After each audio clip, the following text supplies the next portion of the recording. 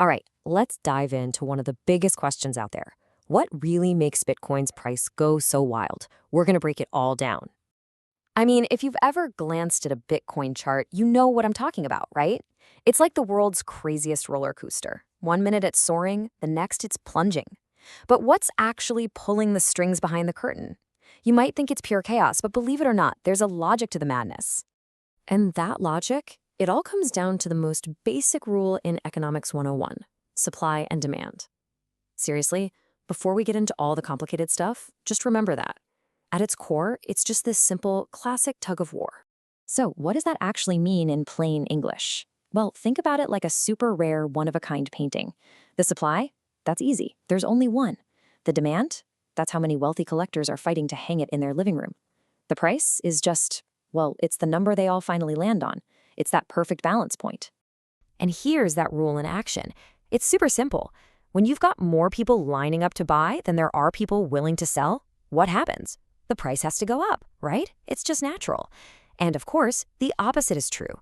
If everyone's trying to sell and there aren't enough buyers, the price has to drop. It's this constant dance to find that equilibrium, that sweet spot. Okay, so that's the basic framework. Simple enough, but this is where Bitcoin totally flips the script. You see, unlike dollars that can be printed out of thin air or gold that can be mined from the ground, Bitcoin's supply is a whole different ballgame. It's all built around this idea of digital scarcity. And this is the magic number, 21 million. That's it. There will only ever be 21 million Bitcoin in existence. Full stop. This isn't some corporate policy that can be changed. It is literally baked into the code.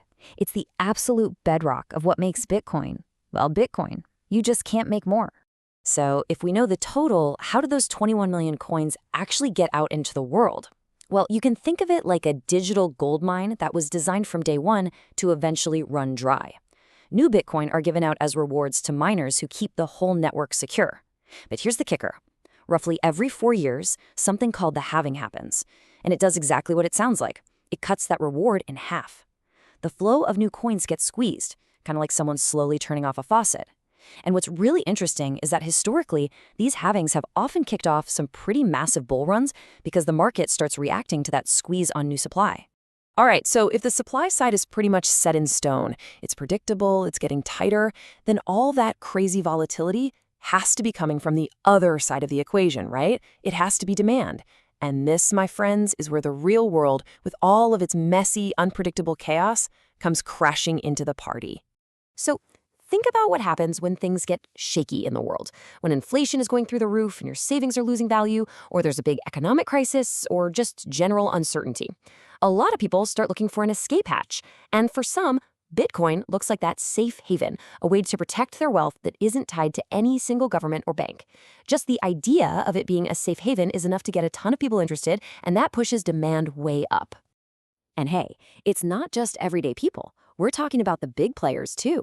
When a government gives the green light to a new Bitcoin investment product, or a huge company announces they've bought billions of dollars worth, that sends shockwaves through the entire system. Those aren't just news headlines. They're massive validation signals. They act like a powerful green light for a whole new wave of investors to jump in.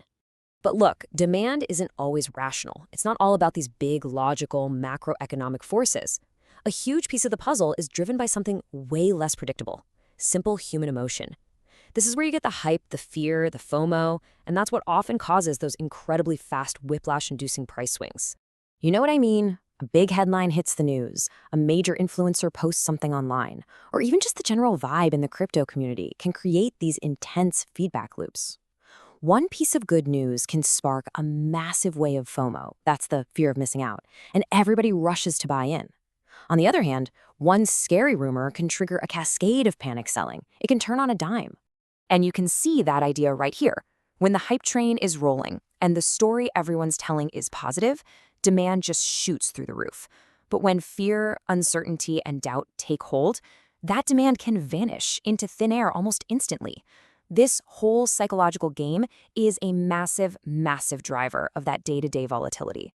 So let's put all these pieces together, right? You've got the hard-coded supply, the big global economic forces, and the wild swings of human emotion. What do you get? you get the one thing Bitcoin is famous for: constant and, yeah, often pretty extreme volatility. And don't forget, this isn't like the stock market that neatly opens and closes. The Bitcoin market never sleeps. It's trading 24/7 all across the globe. Plus, in the grand scheme of things, it's still a pretty young market. That means that even relatively small moves, a little bit of buying here, a little selling there, can have a huge, outsized impact on the price. So, if you take away just one thing, let it be this. It really boils down to a simple formula. On one side, you have a totally fixed, predictable, and shrinking supply. On the other, you have a chaotic, emotional, and constantly shifting global demand. When you smash those two things together, what do you get? High volatility. That's the recipe. That's the fundamental architecture of Bitcoin's price. And that leaves us with a really fascinating question to chew on, doesn't it? We have this perfect, predictable, machine-like supply on one side, and this messy, chaotic, totally human demand on the other. So is this wild volatility just a permanent part of the deal? Is it a feature, not a bug? Or could Bitcoin, as it matures, ever find a sense of stability? What do you think? That's the big question.